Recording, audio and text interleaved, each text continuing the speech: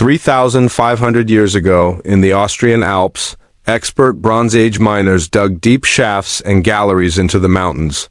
In the flickering light cast by tapers and oil lamps, dressed in tough leather shoes and protective headgear, they descended timber scaffolds crafted from pine trees felled on the slopes above. With stone hammers and bronze picks in hand, they dug diligently, hauling their treasure to the surface in baskets and bags. However, these ancient miners were not pursuing veins of copper or tin ores. Instead, they were extracting a highly prized substance known as halite or rock salt. The extraction and trade of this valuable resource helped the chiefs of the region amass wealth and power, shaping their Proto-Celtic culture as it transformed Europe from the Bronze Age into the Iron Age. Yet, this wasn't the first place in Europe to grow rich from salt production. Thousands of years earlier, during the Neolithic, the first farmers established a settlement over a salt deposit so sought after that the town was occupied for over a millennium, eventually fortifying itself to protect both the resource and the wealth it generated. Across prehistoric Europe, different types of salt sources, extraction methods, and processing techniques flourished, from the brine springs of the Carpathians to the rock salt mines of the Alps and the salt marshes of eastern England. But what was all this salt used for? Who did the hard labor at these sites and who ruled over them? How did salt production and trade transform societies from the Neolithic to the Iron Age? This narrative unravels the surprising story of how salt transformed prehistoric Europe. Mesolithic salt production. Most of us take salt for granted today. It's easy to shake, grind, or sprinkle onto our food. Table salt, sea salt flakes, and ground rock salt are all sodium chloride crucial for biological functions. Without adequate salt intake, we risk fatigue, muscle weakness, and in severe cases, death. Fortunately, salt is a naturally abundant mineral. Our hunter-gatherer ancestors obtained sufficient sodium, primarily from the meat and blood of hunted animals and from certain plants. The salt content in soil and its absorption by plants can vary based on geography. While seawater is the most plentiful source of salt, soil near coastal regions typically contained more sodium. During the Paleolithic and Mesolithic periods, it's likely that hunter-gatherers made intentional journeys to salt-rich areas to maintain their health, similar to how animals instinctively seek out salt licks or consume mineral-rich clays. However, this kind of behavior does not usually leave detectable archaeological evidence. Salt sources weren't limited to the salty waters along Europe's coasts. Sodium chloride forms a stable crystalline mineral known as halite that exists in massive underground deposits. These deposits are remnants of ancient salty seas that existed hundreds of millions of years ago. Over geological timescales, halite can form complex layers between sedimentary rocks and develop into salt domes, some of which may reach the surface, making them accessible for quarrying. While mining these formations was rare in prehistory, underground deposits can dissolve in groundwater, leading to natural brine springs. Mesolithic hunter-gatherers may have utilized these brine springs, as recent attempts have mapped their activity through stone tool finds related to known brine locations. Though Mesolithic people did not significantly alter their environments, they likely accessed these brine springs. Evidence from southeastern France shows pieces of worked timber from a brine well radiocarbon dated to about 5700 BC, signifying the end of the Mesolithic era in this region. These timbers may have formed a small enclosure for solar brine evaporation, allowing the sun to slowly evaporate standing brine and leaving behind the salt residue, which could then be harvested. Neolithic salt production. Around the same time, or perhaps even early farmers spread through the Balkans. They expanded along river valleys, searching for new lands to colonize. It is thought these early agricultural societies actively sought additional salt sources, especially as their diets shifted toward more cereals than meats, necessitating supplementary salt for their animal herds. Accessible salt sources likely influenced the founding of new settlements alongside other necessities such as fresh water, timber, and clay. East of the Carpathians lies the site of Ponas Latina in Romania, which translates to Salt Spring Meadow. It has been called the earliest salt production site in the world. With an oldest radiocarbon date estimate going back to 6000 BC, this site marks the first appearance of a salt processing artifact known as brickage. This term describes coarse ceramics specifically produced for boiling salt. These pots were often smashed open to access the salt cakes inside, making them single-use and generating large amounts of waste over time.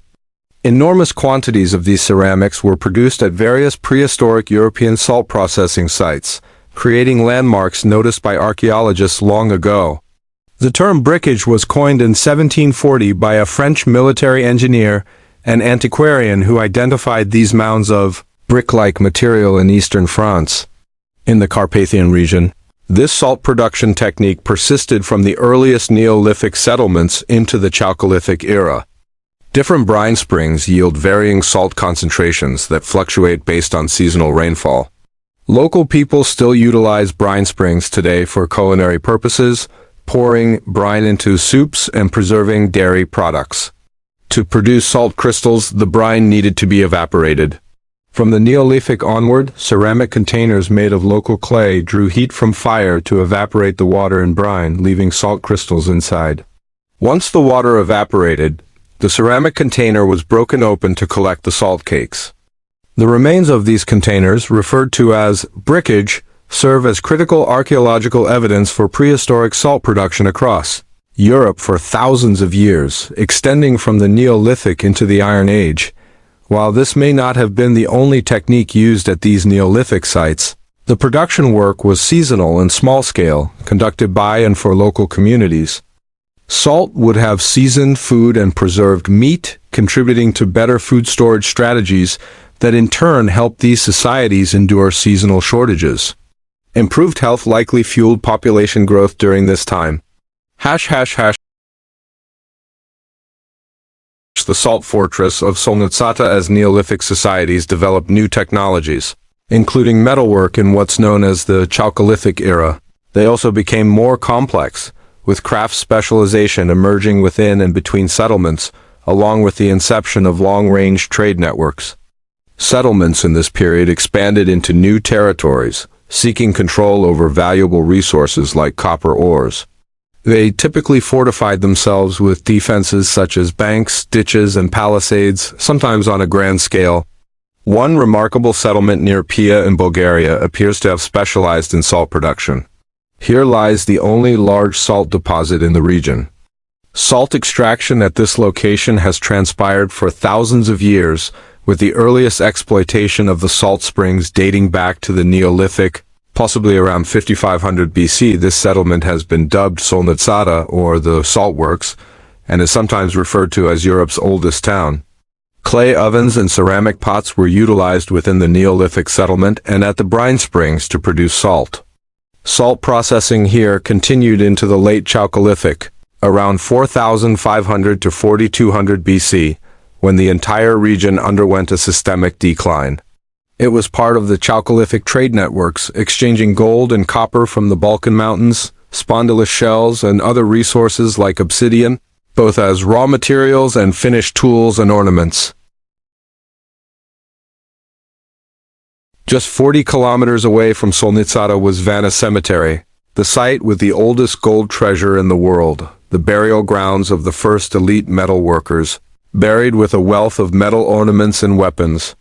Solnitsata was fortified with defensive ditches, stone walls, bastions, and wooden palisades, with these encircling defenses and specialization leading some researchers to consider it a proto-urban settlement or town. Evidence of ritual activities, including a model mask in the Vinca culture style, has also been found. Excavations at Solnitsata continue every summer, with much still waiting to be uncovered. Living in this bustling hub over 6,000 years ago must have been fascinating. The population likely consisted of a few hundred individuals. Their daily activities included collecting and transporting brine, cutting timber for fires, gathering clay for oven construction, making evaporation jars, and fashioning bags and baskets for transporting salt cakes. Trade with neighbors, such as the metallurgists of Vanna, would also have involved constructing and crewing boats for transporting goods along the river. One can only wonder about their spiritual beliefs and how they perceived this precious substance emerging from the earth. gift from the gods of the underworld. Hash hash hash. The salt mines of Hallstatt. The other site that captures my imagination lies over 1,000 kilometers to the northwest, dating back to the Bronze Age, the salt mines of Hallstatt.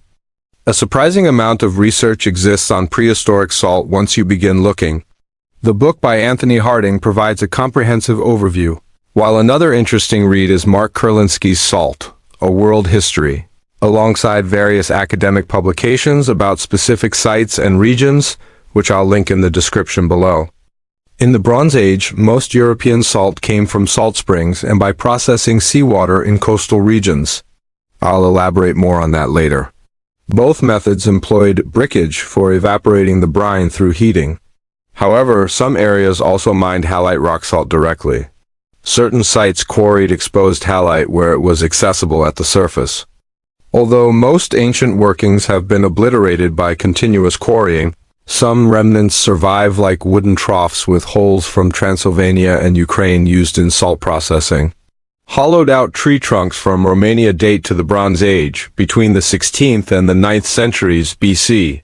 Industrial-scale processing occurred in this region, utilizing clay-lined wicker tanks, some even roofed to store brine.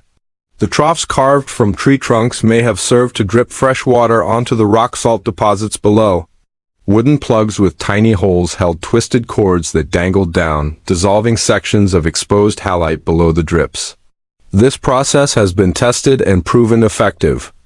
Another successful hypothesis suggests they poured brine into these troughs, allowing it to drip out slowly, possibly onto textiles below, where salt crystals could form for later collection. Hash hash hash. The Hallstatt salt mines proper. Mining, digging shafts and galleries beneath the ground was a highly skilled and dangerous activity. Most prehistoric mines, such as those for copper and tin, have likely been destroyed by subsequent mining activities in the area, and salt mines faced similar fates. However, in Hallstatt, Austria, some prehistoric mine workings have survived. Most of these date to the Iron Age, when salt mining intensified, but the deep salt mining here began during the Bronze Age, as far back as 1450 BC. Wooden structures were constructed underground, including scaffolding and what survives of the oldest wooden staircase in the world. Built from timber filled in 1344 BC, measures 1.8 meters wide and 8 meters long. This staircase offers a glimpse into the ingenuity of Bronze Age miners.